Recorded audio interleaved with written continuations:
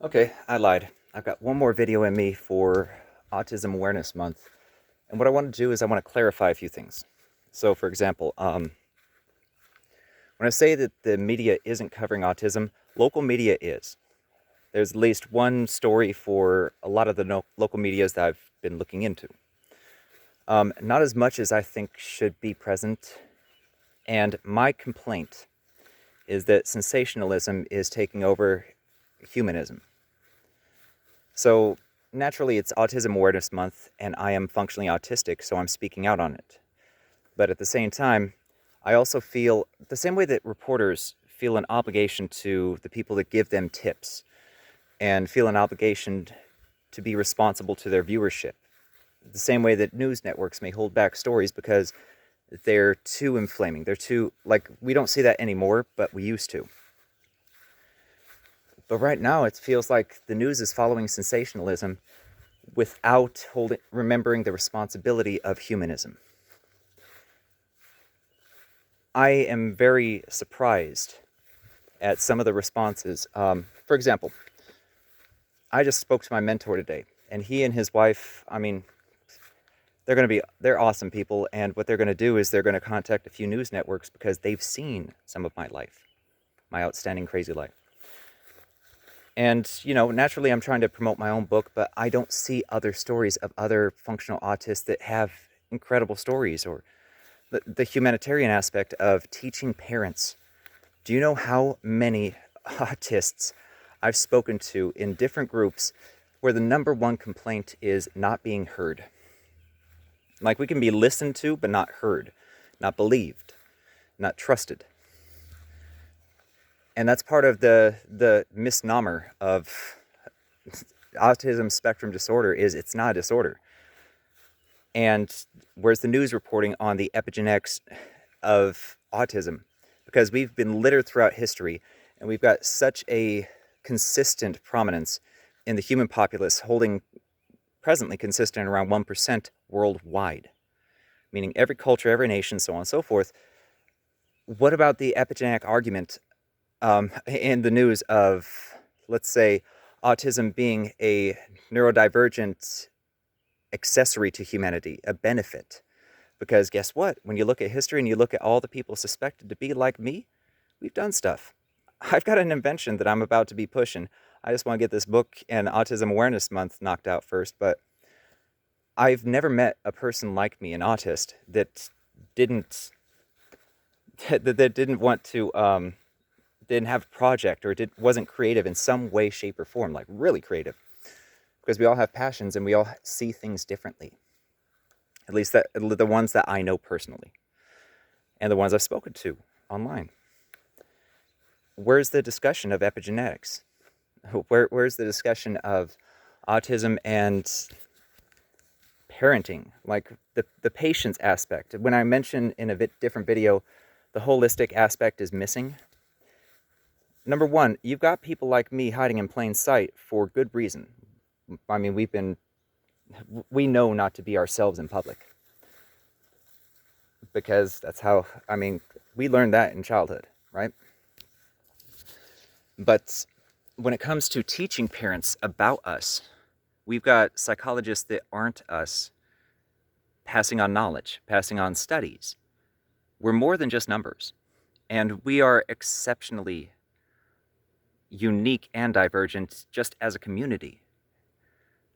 Where's the discussion on that? What about the discussion on autistic versus autist? Autistic is an adjective, an autist is a noun, and a lot of us are born this way.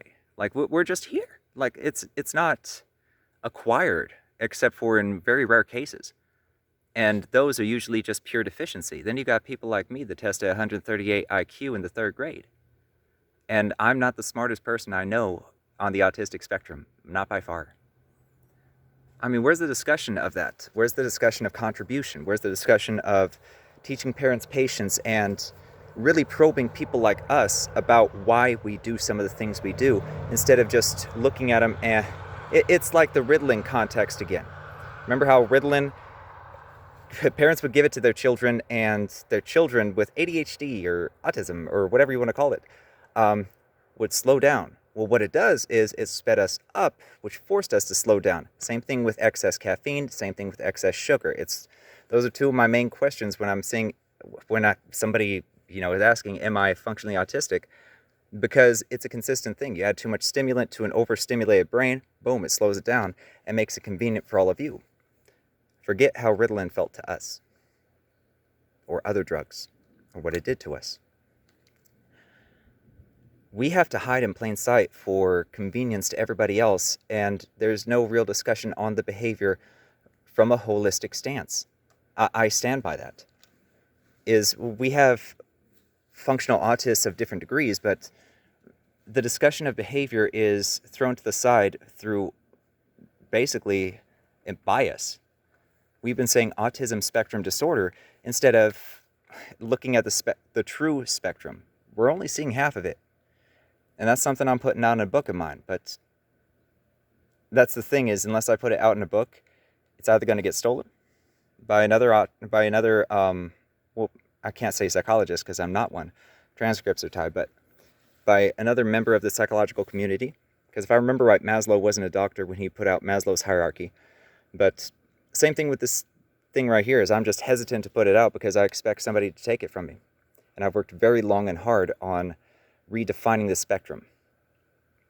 But I'm also obsessive with psychology. Like, there are people like me out there. And I feel like we're not approaching autism from the perspective of an autist in explaining to parents. There are people like me hiding in plain sight all around. And there's so many resources to tap into.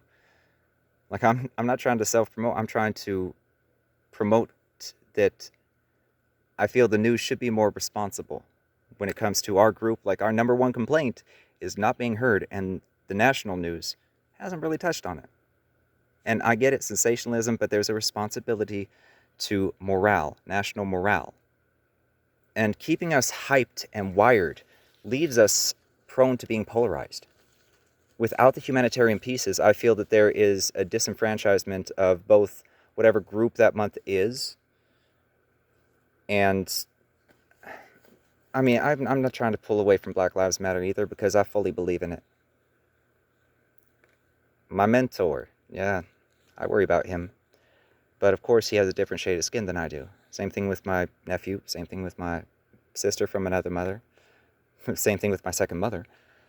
So, I mean, I'm not trying to pull away from that, not in any way, shape, or form. In fact, I've been fighting in the background to arrange a few things to help cure food deserts, and we're actually piloting that program right now. And I've got connections around the country that kind of want to employ it once we get the proof of concept done. So I'm not trying to pull away from that, but I'm just saying, news outlets, you kind of let us down. Like the major news outlets. The small time ones, sure. Like the local ones, okay, cool. But the major ones, I mean, for example, The Office, all right? When I watched The Office, I knew how Bruce Lee felt when he first watched the American depiction of Chinese in film. Because they were showing the worst of us there. So I feel in many ways that there's underrepresentation for something that I believe is natural. It's not a disorder. At least not most times. And I feel we're missing the mark when it comes to the benefit that autism has on humanity. And there's no discussion about it. So that's my qualms. Anyway, have a good weekend and happy Autism Month.